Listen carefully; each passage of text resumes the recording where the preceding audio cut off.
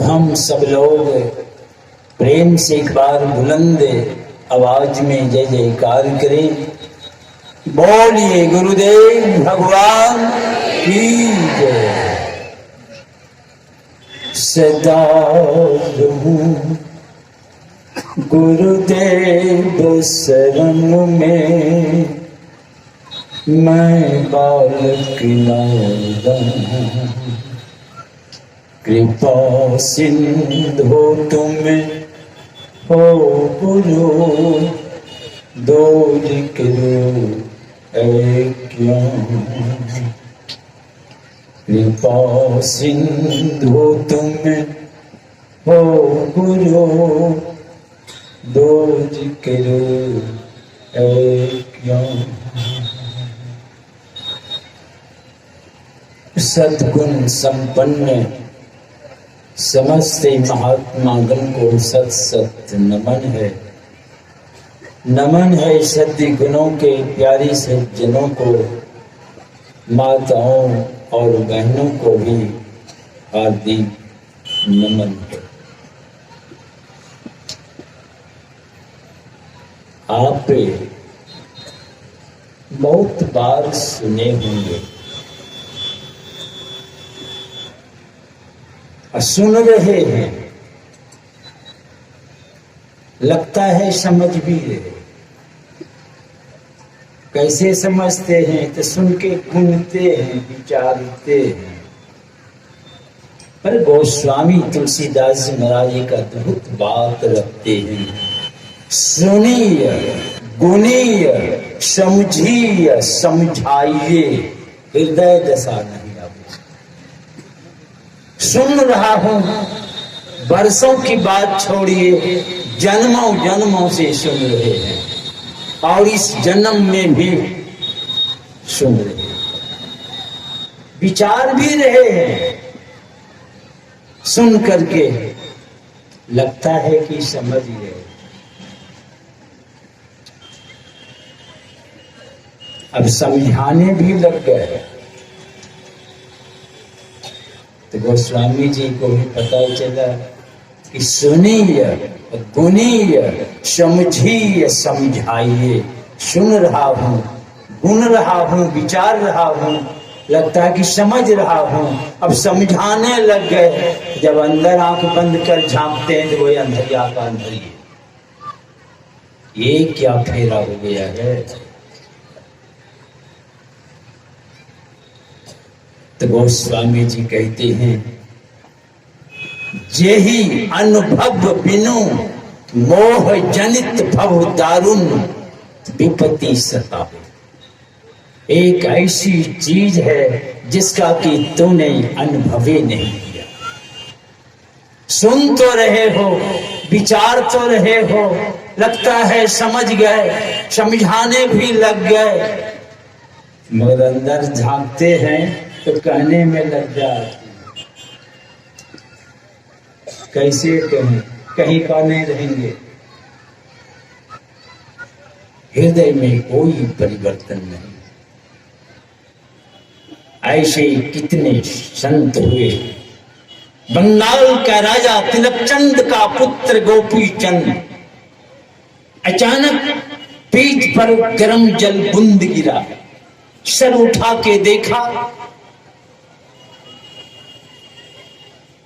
भाई जलबुंद कहां से आया।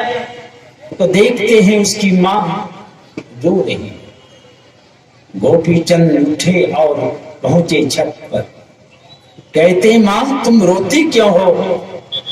मां कहती जाओ बेटा तुम यहां से। कहा नहीं मां, तुम बंगाल की रानी हो, तुम्हें कौन सी तकलीफ हो गई जो तुम रो रही हो।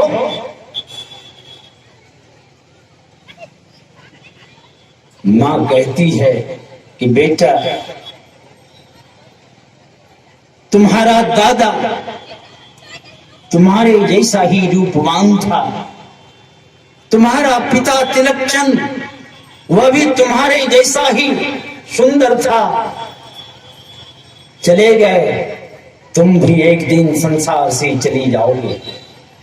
तो मां तो मैं क्या करूं, कोई कमी नहीं है, राजकुमार हैं, मां रानी है, व्यवस्था की ढेर पर है, पर मन वहां बैठा है। बेटा को सलाह दे रहे हैं, चले जाओ जालंधर नाथ के पास। और वह चला गया। ऐसे नहीं चला गया, बेटा को भेज रहे हैं, कोई खासियत तो थी उसके अंदर। जब जाने लगे तो कहा ठहरो, उर्द आटे की 3 मूर्ति बना के दी। कहा जाओ, जंगल में एक इनारा है, उसी इनारा के अंदर वो दबा हुआ है।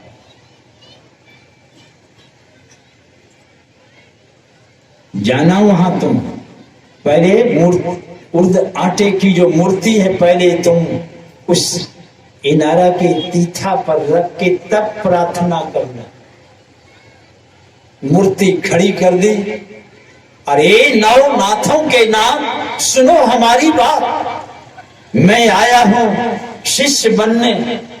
अंदर से आवाज आई, तुम कौन हो? कहा मैं तिलक चंद का पुत्र गोपी चंद हूं, बंगाल के राजा तिलक चंद का पुत्र गोपी चंद। जा जल के खाक हो जा। इतना कहना था कि वो मूर्ति जल के खाक हो गई। अगर मूर्ति नहीं रहती तो कौन खाक हो जाता? दूसरी मूर्ति खड़ी कर दी। फिर प्रार्थना करते, ए नवनाथों के नाथ सुनो हमारी बात। फिर अंदर से आवाज आई और वो मूर्ति जल के खाक हो गई। अब तीसरी मूर्ति रखी, वो भी जल के राख हो गई एकदम। अब प्रार्थना करते हैं तो अंदर से चीरते फाड़ते कुआं के बाहर आ गए। कहा बेटा जाओ, तुम अमर है, जा राज कर। कहा नहीं, मैं आया हूं आपके शरण में शिष्य बनने। बातें बहुत है, पर मां भेज रहे हैं बेटा को। अब मां के अंदर कितनी क्षमता है आप समझ लीजिए। मां जानती है क्या करना है इस संसार में। मां पिता नहीं जानते हैं, रात दिन लगे हुए हैं। अगर सत्संग में जाओ, यही इसी से पेट भरेगा। पढ़ो लिखो, अरे पढ़ना लिखना किसी को मना थोड़े है।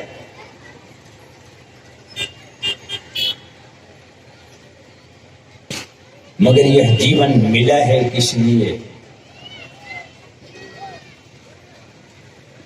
बिंदु ध्यान सबके, सबका मन आप ले जाए वहां। देखा ना गोबरैला भुंड को फूल पर बैठा दिया तो बैठे रह गया। आप भी ले जाके वहां बैठाइए। तो पहले हमारे गुरु महाराज भी फैसला सुनाए हैं।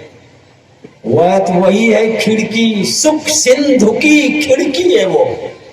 सुख का समुद्र में आप प्रवेश करेंगे। योग हृदय वृत्त केंद्र बिंदु, वही बिंदु करेंगे। सुख सिंधु की खिड़की है। एक बार उस झड़ोखा पर आप जाएं, जब वहां जाएंगे स्थूल सूक्ष्म कारण महाकारण चीरते फाड़ते कैबल्लू के पार चले जाएंगे आप। ये चारों जड़ और एक चेतन अलग होंगे। और हमारे वेदांत के ऋषि कहते हैं छिद्यन्ते सर्व संशया, समस्त संशय तुम्हारा समाप्त हो जाएगा। क्षीयन्ते चास्य कर्माणि, सारे जन्म जन्मांतरों का अच्छा खराब जो कर्म बन गया है, समस्त कर्म चरबरा के सब झड़ जाएंगे और आप परे से परे जड़ चेतन के पार चल अनंत पार परमात्मा का साक्षात्कार करेंगे आप। तो जिन्होंने चारों जड़ और एक चेतन शरीर को अलग कर, संशयों को समाप्त कर बंधनों को तोड़कर प्रकृति के पार चल अनंत पार परमात्मा का जिन्होंने साक्षात्कार कर लिया है, ऐसे महापुरुष को ही संत कहते हैं। चाहे वह संत भारत का हो, चाहे किसी देश विदेश का हो, चाहे किसी वेशभूषा में रहता हो, चाहे विरक्त हो कि चाहे गृहस्थ हो वे, पर जिन्होंने इस वेदांत वाक को अपने जीवन में चरितार्थ कर लिया है, ऐसे महापुरुष को ही संत कहते हैं। और ऐसे संतों के अंदर कितनी क्षमता होती है। हमारे गुरु महाराज के पास एक बूढ़ी माँ आई और हाथ जोड़कर रोने लगी प्रार्थना करने। क्या कहने लगी कि बाबा, हमारे घर की जो बहू है, बाल बच्चा होता है, 2-4-10 दिन रह के मर जाता है। अब 2-4 बाल बच्चा तो हुआ, सब मर गया। गुरु महाराज चुपचाप सुन रहे हैं। संतों की मौत, गुरु महाराज कहते हैं अच्छा ठीक है, इस बार जो जन्म होगा बच्चा रहेगा। आशा बंध गई, खुशी खुशी घर गई। खबर सुनकर घर में भी खुशहाली हो गई, अड़ोस पड़ोस के लोग भी सुने, वे लोग भी बड़े प्रसन्न हुए। बाबा आश्वासन दिए हैं इस बार बच्चा जन्म होगा रहेगा। जब समय आया, हर बार तो बच्चा जीवित जन्म लेता था, बाद में मरता था। इस बार मरे जन्म लिया। आशा पर पानी फिर गई, घर में कोहराम मच गया। अड़ोस पड़ोस के कुछ लोग व्यंग भी बाबा पर भरोसा के बार बाबा कह दे कि आपकी बच्चा रहे थे, आपकी मर लिए।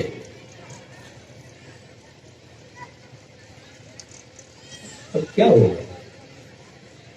अब उठाओ ले जाओ दफनाने, पर बूढ़ी माँ जाने नहीं दे कि नहीं, बाबा बोले हैं कि इस बार जो बच्चा जन्म लेगा वो रहेगा।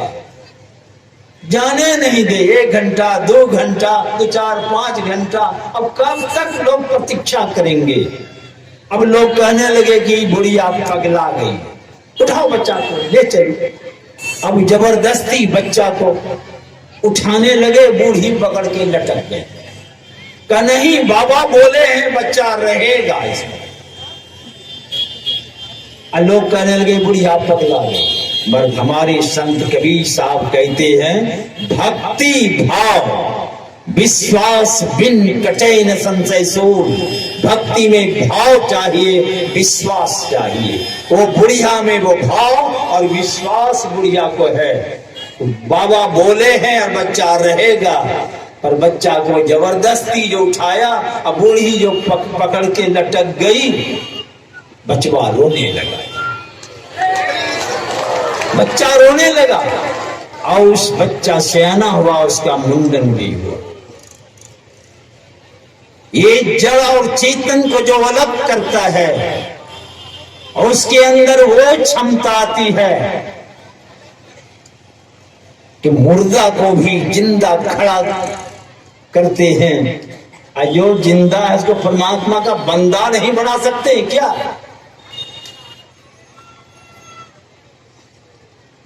ये दृष्टि की खेल हमारे संत कबीर साहब कहते हैं, जोगी जोग से ध्यावे और तपसी देह जरवावे। ये काम होता है सहज में ध्यान से, सहज में एकदम सरलता से सहजता से। कैसे हो जाता है? तो दृष्टि का खेल यही आवे, यही दोनों दृष्टि की खेल जिनको आता है। सोफा सेट पलंग पर बैठ के दृष्टि को कहाँ रखना है रख दिए आप, नहीं तो झूल चट्टी बोरिया है उसी पर बैठिए गेंधे ओढ़ के ध्यान कीजिए, कोई दिक्कत नहीं है। ऐसी बात नहीं है कि 10-20 हजार रुपये की चादर ओढ़ के ध्यान करेंगे चट से लग जाएगा। एक आदमी आया हमारे पास, कहने लगा कि बाबा दे ये 30 हजार रुपये की चादर है, हम कहा इसमें हीटर फिट है क्या? कहते शरीर पर रखिएगा, गर्म महसूस होगा, ठंड नहीं लगेगा। तो चलो जो व्यवस्था है आपके पास बड़ी अच्छी बात, नहीं है तो नहीं है, जुल चट्टी बोरिया तो है, आराम से बैठिए। वही मखदूम साहब गए निजामुद्दीन औलिया के पास, तसल्ली नहीं हुई, वहां से निकल पड़े। जा रहे थे दिल्ली के तरफ, मार्ग में एक व्यक्ति से मुलाकात हो गई, बातचीत हुई। तो वे व्यक्ति क्या कहते हैं, जाइए फिर लौट के वहीं। एक फकीर हैं, उन्हीं के पास जाइए आप। वे फकीर क्या है? निजामुद्दीन फरसौदी। पता बतला दिया, लौट गए। अब गए वहां एक सकरी गली में होकर जब गए, कोई आदमी ने एक छोटी सी झोपड़ी और चटाई पर एक वृद्ध फकीर बैठे हुए, वही निजामुद्दीन फरसौदी। जैसे मखदूम साहब पहुंचे, कहा अच्छा किया तुम, मैं 12 साल से तुम्हारी प्रतीक्षा में हूं कि कब तुम आओगे। उसके इर्द गिर्द कोई नहीं है, चटाई पर बैठे हैं, छोटी सी एक झोपड़ी है, मर कह क्या रहे हैं, मैं 12 वर्षों से तुम्हारी प्रतीक्षा में हूं कि तुम कब आओगे। उठे और चले गए झोपड़ी के अंदर, एक कागज पुलिंदा लाए, हाथ में पकड़ा दिए, कहा तुमको सब कुछ दे दिया। अब मखदूम साहब को लगा क्या सब कुछ दे दिया। अब ये कहते हैं कि मुझे तो कुछ समझ में नहीं आती है, क्या आप सब कुछ दे दिए। कहा अच्छा 2-4 दिन रहो। 2-4 दिन रहा, कहा जाओ फिर तुम लौटना नहीं। वे निकले, ऐ फकीर शरीर छोड़ दिए, इसलिए कह दिया तुम लौटना नहीं। इन्हीं की प्रतीक्षा में थे वे, कब आएंगे। तो ऐसे संत फकीर वे प्रतीक्षा करते हैं, वे खोजते हैं अपनी दृष्टि से इस संसार में कौन इस ज्ञान का बोझ उठा सकता है। और वही मखदूम साहब वहां से निकले, आ गए पटना, बक्सर के इधर नहीं है, बिहिया स्टेशन। दिल्ली जाने आने में आप देखे होंगे स्टेशन पे बिहिया बन, वो बड़ा उसमें फल जो होता है ना, कपड़ा कपड़ा में पकड़ लेता है। वही जंगल में एक वृक्ष के नीचे लेटे, और उनके साथ में उनके भाई भी थे। और उस वृक्ष पर एक मयूर 12-1 बजे रात में उनकी जो आवाज हुई, इसकी नींद टूट गई। वो आवाज चली गई इसके भीतर, और उस आवाज में क्या प्रभाव। उठे और कपड़ा उपड़ा चीर चार के सब फेंक दिया, नंग धड़ंग। कहते हैं 12 साल तक उसी जंगल में घूमता रह गया। और जैसे भगवान पुरुषोत्तम राम वृक्ष से पूछते थे कि तू सीता को देखा है, बाग से, जंगल झाड़ तमाम से। तो वही मखदूम साहब भी मेरे महबूब को देखा है, 12 साल तक नंग धड़ंग रह गए। संतों की जब मौज होती है, बिन दया संतन के नाम मिले कहिए, बड़ी मुश्किल है। इसीलिए गुरु तो जरूर कर लीजिए। पता तो आपके पास कोई लैक्टोमीटर नहीं है, डाल देंगे कितना पानी और कितना दूध है या किसी के पास? गुरु कर लीजिए, धीरे धीरे आपको पता अपने चले, संगति से पता चलता। जब आप ध्यान करेंगे तब और पता चलता चला जाएगा इधर, आपको खुद पता चल जाएगा, फिर किसी से पूछना नहीं पड़ेगा।